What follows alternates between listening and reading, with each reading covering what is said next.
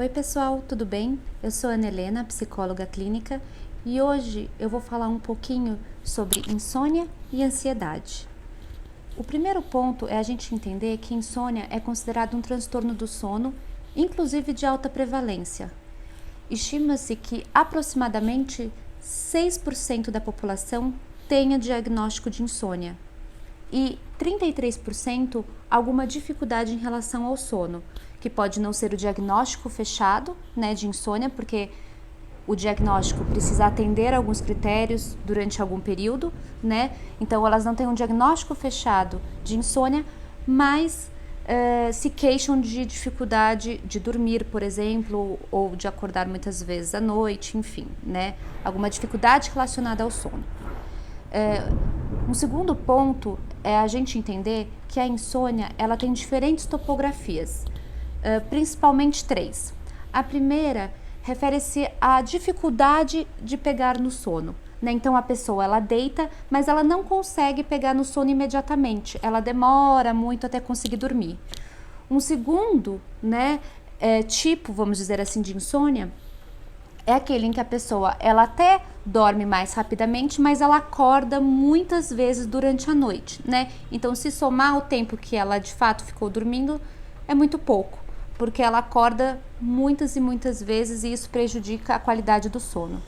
E um terceiro tipo, que é quando a pessoa ela acorda muito cedo. Então, ela até dorme, vamos dizer assim, mais imediatamente, não acorda tanto à noite, mas ela não consegue se estender muito no sono e acorda de madrugada, enfim, não consegue mais dormir, Então, basicamente são esses 3 tipos, vamos dizer, de insônia, O sono, ele tem um papel muito importante em diversos aspectos da nossa vida. Hoje a gente já sabe que o sono é importante para a aprendizagem, para a memória, para a regulação emocional, do humor. Então, o grande problema é que a insônia acaba afetando diversas áreas da vida da pessoa e tem um impacto muito grande, justamente porque a falta de sono vai impactar em todos esses fatores que eu falei. Principalmente o problema da insônia, e para o diagnóstico de insônia é preciso que tenha um impacto na vida da pessoa no dia a dia, Porque uma pessoa, por exemplo, pode dormir pouco e não ter prejuízo, na rotina, não se sentir mal, conseguir realizar as atividades, enfim. E aí a gente não vai considerar isso como uma insônia, como um prejuízo. Enquanto que outra pode dormir pouco e sim ter esse impacto, porque ela precisava de mais tempo de sono. Então é importante saber que existe uma diferença em relação quando a gente vai diagnosticar isso. O DSM, que é considerado o manual de transtornos psiquiátricos americano, que a gente usa como referência, ele tem alguns critérios que precisa atender para ser considerado insônia, e o que é muito importante é o período que essa insônia se estende. Por exemplo, a pessoa precisa ter uma dificuldade recorrente para dormir com esses prejuízos que eu disse durante pelo menos 6 meses, senão não atende aos critérios para ser considerado insônia. E isso é importante, inclusive, para a gente avaliar que muitas vezes a gente tem uma dificuldade para dormir ali pontualmente, numa situação específica da nossa vida. Por exemplo, você vai passar por uma entrevista de emprego, ou você perdeu o emprego, você vai casar, você está grávida, você vai ter filhos. Enfim, algumas situações que durante um período é natural e compreensível que você tenha uma maior dificuldade para dormir. Porque existe algo ali que está mudando na sua vida. Então é importante avaliar isso, para não diagnosticar assim de uma forma muito leviana, ou para a gente compreender que existem algumas alterações de sono e algumas alterações de comportamento no geral que podem ser explicadas pelo momento de vida que a gente está passando. Um dos grandes problemas da insônia e a ansiedade é que uma alimenta a outra. Acontece o seguinte: muitas vezes a pessoa está ansiosa ou ela é ansiosa e isso acaba gerando a insônia ou a dificuldade para dormir, E o contrário também acontece. a dificuldade para dormir e a insônia acaba gerando uma ansiedade, principalmente em relação ao sono.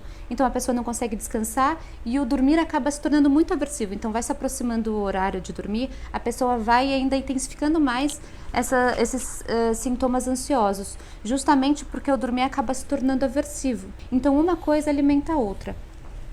E é sempre importante que quando a pessoa é ansiosa e por isso está tendo um prejuízo do sono, que seja tratada essa ansiedade. Porque você pode entrar com alguma medicação, por exemplo, mas você vai tratar só a insônia, né? Você vai tomar um remédio para dormir, enfim, você não vai estar tratando do problema em si, que é o principal, que é o que está gerando a insônia. E isso é um fator muito importante para a gente não usar também de forma leviana e ser negligente com a questão da medicação, principalmente para dormir, porque é isso que tem acontecido. As pessoas têm tomado remédio para dormir de forma muito irresponsável algumas vezes, inclusive sem acompanhamento médico, sem acompanhamento psiquiátrico, e é preciso olhar para isso.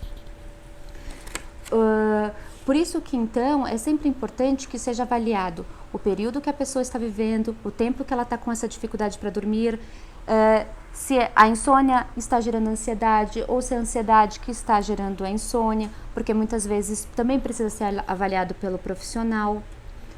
Um ponto importante sobre a ansiedade em relação ao sono é que muitas vezes essa ansiedade ela acaba se manifestando nos pensamentos recorrentes. Eu até falei um pouquinho disso no vídeo passado, né? Esses pensamentos que a gente não consegue deixar de ter, a gente sente que a gente não consegue controlar, que eles vêm.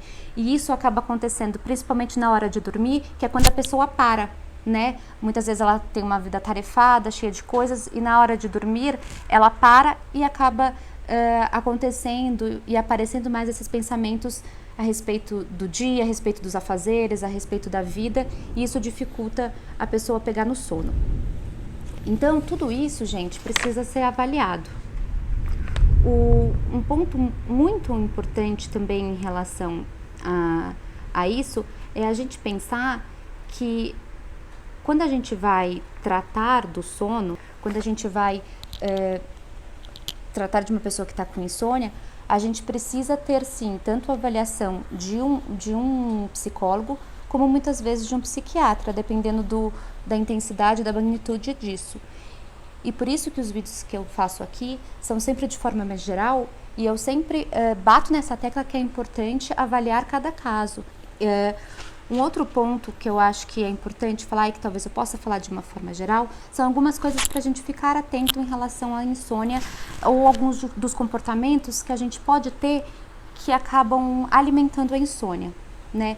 Então, muitas vezes a gente tem alguns comportamentos antes de dormir que acabam aumentando a chance, vamos dizer assim, da gente ter insônia ou da gente ter uma dificuldade de dormir. Ficar no celular, trabalhar até tarde, ficar com algum estímulo que a gente esteja recebendo uma informação estimulante. Quantas vezes, né, a gente não fica no celular antes de dormir? Esses são hábitos que a gente tem antes de dormir que podem prejudicar. Então, o que a gente costuma sugerir é que a pessoa tenha uma rotina de sono antes do sono para que possa melhorar, né, enfim, a relação dela com o sono, para que ela possa ir relaxando, se acalmando. Então, algumas vezes tomar um chá, tomar um banho quente, não mexer no celular, são algumas das estratégias para conseguir pegar mais rapidamente no sono. Um outro ponto que é importante, a gente pensar ou a gente tentar técnicas de relaxamento, respiração antes de dormir.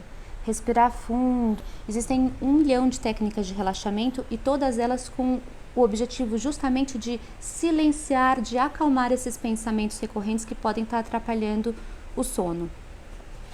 Porque todas essas são técnicas, como eu disse, que podem ajudar, mas que não vão...